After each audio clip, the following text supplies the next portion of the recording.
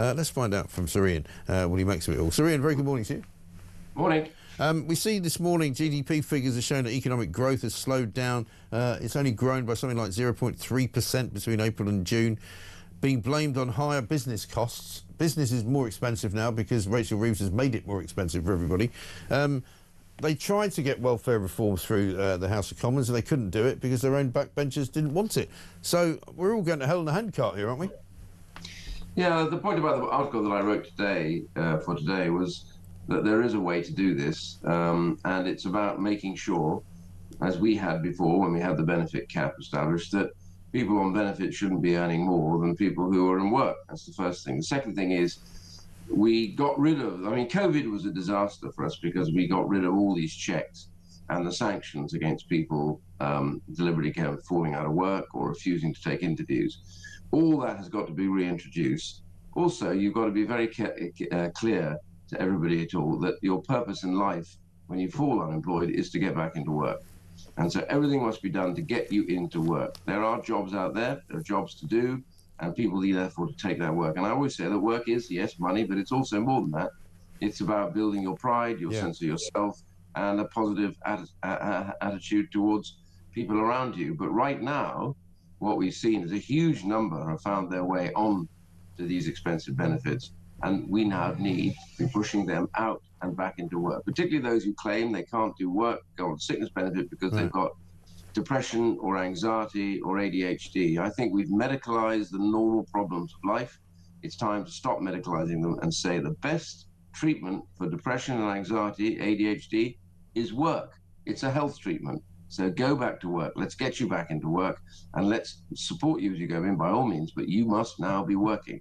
And that's the key. Worst thing you can do, sit at home on benefits, makes your depression worse. But the trouble with the system, though, Sir Iain, is that it encourages you to not do anything, doesn't it? Because, if some of the people who are on universal credit who actually do work, maybe they do 2 days a week or they do 3 days a week or they do something like, was it less than 16 hours or something like that in order to continue to qualify for the benefits. And so there's no real incentive for them to do more work, because if they go off the benefits and try to do more work, they end up with less money. Well, that's the whole point about it. As I said to you earlier on, we had a cap in place, which meant that you shouldn't be able to earn more on benefits than somebody who is in work. Yeah. And we also now, the useful thing about universal credit also now knows for the first time all the income inside your household. It's able to tell you whether or not your need for benefits is quite the reality as you lay it out. So we'll know what's in your house. We'll know what the income is. We know who's on benefits. Now we can tailor what we have to do to those individuals to get them back into work. As I said earlier on, sanctions has always been part of that process. If you don't cooperate, if you don't agree to do the right things, if you don't go seeking a job, if you don't take the job or the interview, then you should lose your benefit. Yeah. And that's got to be brought back in. Face-to-face. We got rid of face-to-face checks during the pandemic. They're still not fully implemented. Right. Face-to-face is vital because the individual in the job centre is able to say, you haven't done the work that you were meant to do. You haven't prepared for the job. You didn't attend the interview that you were supposed to do. I'm going to sanction you. That's the power that they had before. Taking that away has meant people can just cycle in and out of benefits as much as they like. Yeah, and that is the problem, isn't it? So, whenever anybody's tried to, and I know you've tried to do it in the past when you were in government, to sort of tinker with the system and to try and change the way that it operates, there's always some massive roadblock that gets put in the way, whether it's by the unions, whether it's by, the opposition parties, whether it's by, sort of charity advocates and all of that. It's quite a difficult thing to do to change the welfare system, isn't it? It is, but we did do, we had the lowest number of workless households since records began when I left office. Right.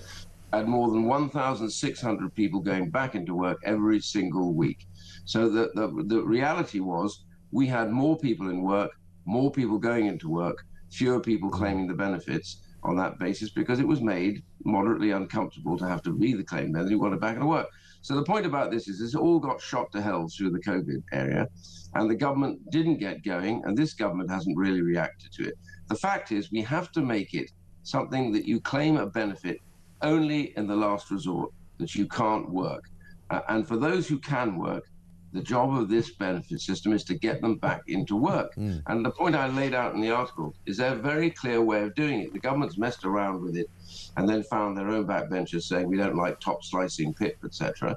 Well, the answer is you didn't even have to do that. What you have to do is make the absolute requirement for people to be seeking work, looking for work, taking work when it comes. Otherwise, they get sanctioned. And there's lots of ways of doing it, as I lay out in the article. It should be something the government must do. And also, they've got over 1 million kids who are not in education, employment, or training now, which is on record. Yeah. They need to be prioritised. They've raised the cost of jobs for them by lowering the threshold to 5,000 a year, which means that a part-time job becomes almost as expensive as a full-time job, so employers don't want to do it. But what we should do is give a tax credit to them and say, look, employ a young guy or a young woman, and they will receive a lower level of taxation. You'll be able to employ them at a cheaper cost. You've got to get these kids into work, otherwise they'll never get into work ever again. Yeah, and then they'll never get into the habit of doing it, and it will just be a repeated process of doom and gloom. Sir Iain, great to talk to you. Thank you very much indeed. Sir Iain Duncan Smith there.